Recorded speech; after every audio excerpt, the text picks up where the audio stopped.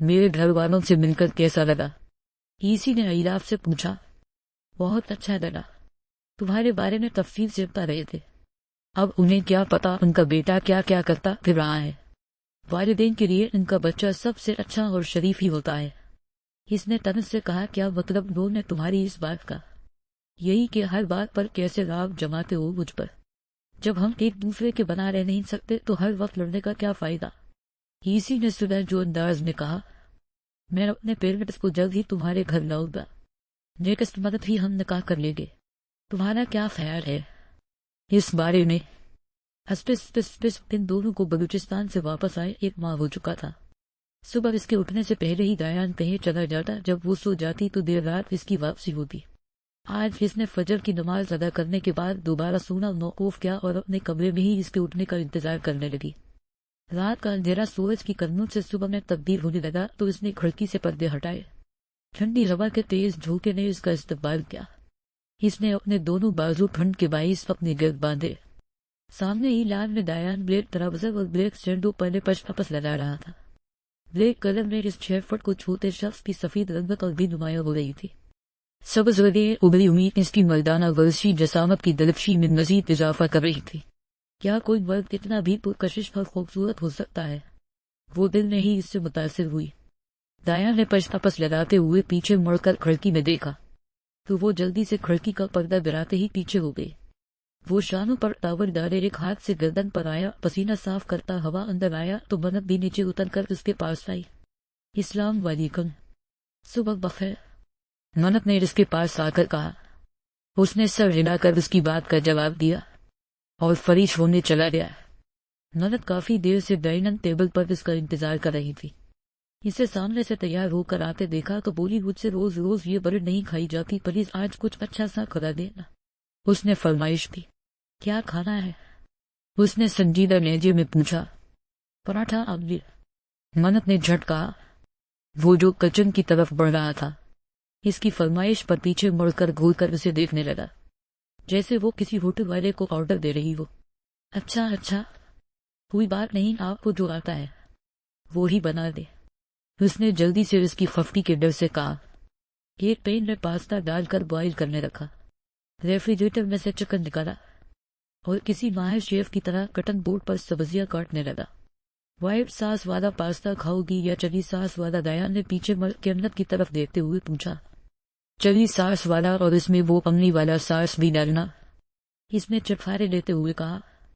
دایان نے اس کی طرف دیکھتے ہوئے تعصب سے سر ہلایا اور پھر اپنے کام میں مشغول ہو گیا۔ کچھ ہی وقت میں اس کے سامنے گرما گرم بھاپ پڑا تھا پاستا رکھا تو اس نے کھانا شروع کر دیا۔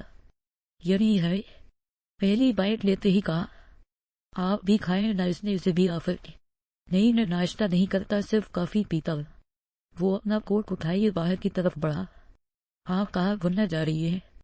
روز ایسے ہی غائب ہو جاتے ہیں، میں سارا دن گھر میں اکیلی بور ہو جاتی ہوں۔ آپ کب واپس آئیں گے؟ اس نے سوال کیا۔ تم میرے ساتھ وقت گزارنا چاہتی ہو؟ اس نے ابرو اچکا کر سوالیہ نظروں سے اسے دیکھا۔ وہ میں تو بس ایسے ہی۔ اس نے ادھر ادھر دیکھنا شروع کیا۔ آج تو بہت مزہ آیا، بہت انجوائے کیا سچ میں؟ سیرت نے پرجوش لہجے میں ہوٹل کے روم میں واپس آ کر کہا۔ آپ کو پتہ نہیں منہاج آپ کتنے اچھے ہیں، سچی آپ نے آج میری ساری خواہشیں پوری کی۔ آئس کریم کھلائی، خوب شاپنگ کروائی اور سلائڈ لینے کا سب سے زیادہ مزہ آیا، مگر تمہیں کسی نے نہیں بتایا کہ تم کتنی مطلبی ہو۔ اس نے چڑھایا۔ منہاج کیا کہا آپ نے؟ میں اور مطلبی؟ اس نے منہاج کو گول کرڑا کر انداز میں کمر پر ہاتھ رکھتے ہوئے کہا۔ ویسے اب سچ بتائیں، آپ نے اپنی مرضی سے ہی شادی کی ہے نہ کہیں زبردستی تو نہیں کی گئی آپ سے؟ اس نے ابرو اچکا کر پوچھا جیسے اسے اس بات کا یقین نہ آیا ہو۔ ہاں تو اور کیا؟ ماما نے مجھے تم سے شادی نہ کرنے پر جائیداد سے آگ کرنے کی دھمکی دی تھی، تو پھر کیا کرتا؟ اس نے کندھے اچکا کر لاپرواہی سے کہا۔ آپ کسی اور کو پسند کرتے تھے؟ اس نے نم لہجے میں پوچھا۔ اب تو بس رو دینے کی کسر باقی تھی۔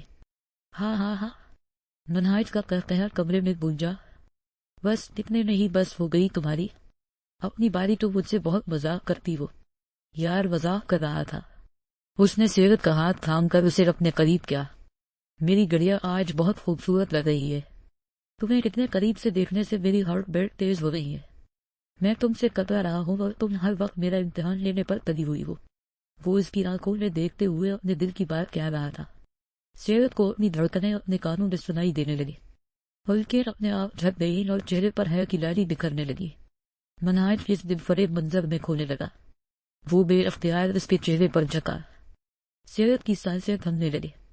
اس نے تیزی سے اس کی گرفت سے نکلنا چاہا، مگر منہاج نے اسے اپنے حصار میں لے چکا تھا، اور پھر اس کے کانپتے لبوں کو چھوا تو آسمان پر موجود چاند تارے بھی شرما کر بادلوں کی روپ میں چھپ گئے۔ مگر اس وقت سیرت کو اس سے چھپنے کی کہیں جگہ نہ ملی۔ سیرت جو پٹر پٹر بولتی تھی، اس وقت منہاج کی قربت پر اس کی بولتی بند ہو گئی تھی، مگر دل میں سکون سا اتر رہا تھا۔ اب کیوں بولتی بند ہو گئی ہے؟ اب بتاؤ ناول کے ہیرو کیسے پیار کرتے ہی ویسے ہی کروں گا۔ اس نے سیرت کو خاموش دیکھ کر کہا۔ اس نے پھر سے اپنا امن دلانا چاہا۔ میری لپسٹک خراب ہو جائے گی، پلیز اس نے بہانہ بنایا۔ کوئی بات نہیں، پھر سے لگا لینا، وہ بولا۔ سیرت نے اپنی آنکھیں سختی سے بند کی۔ تھوڑی دیر بعد منہاج نے سر اٹھایا۔ سیرت کی آنکھیں ابھی بھی بند تھی۔ نظریں اٹھاؤ، یہ تمہاری ہی خواہش تھی۔ اب کیا ہوا؟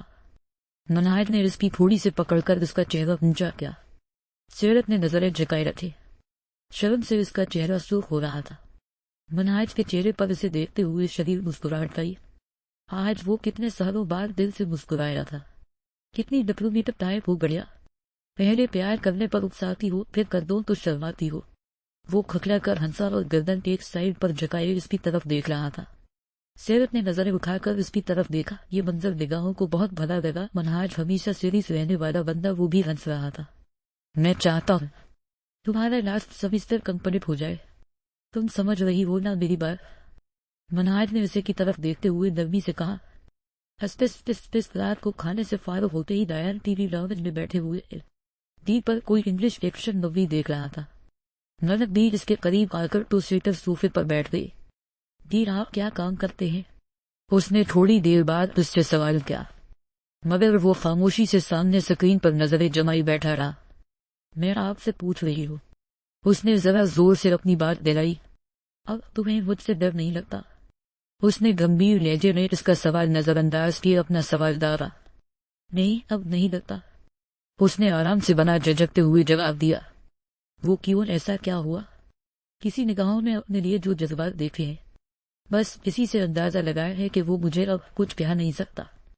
ملک نے ڈایان کی آنکھوں میں آنکھیں ڈال کر مان سے کہا۔ اس نے نظروں کی سمت تبدیل کیے دوبارہ سکرین پر نظریں جمائی۔ آپ نے مجھے بتایا نہیں، آپ کیا کام کرتے ہیں؟ اس نے پھر سے دل میں مچلتا سوال زبان پر لایا۔ لاشاری کنسٹرکشنز نام تو سنا ہی ہوگا، میرے بابا کی ہے، اسے میں ہی سنبھالنا ہوں، اس نے بتایا۔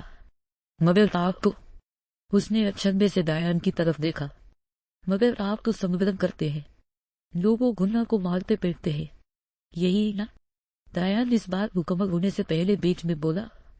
اٹس یور بزنس، یہ سب تو تمہیں مجھ سے رشتہ جوڑنے سے پہلے سوچنا چاہیے، اس نے اجنبی رویہ اختیار کرتے ہوئے کہا۔ ملک کو ڈایان سے اس اجنبی اور روکھے لہجے میں بات کرنے کی قطعاً توقع نہ تھی۔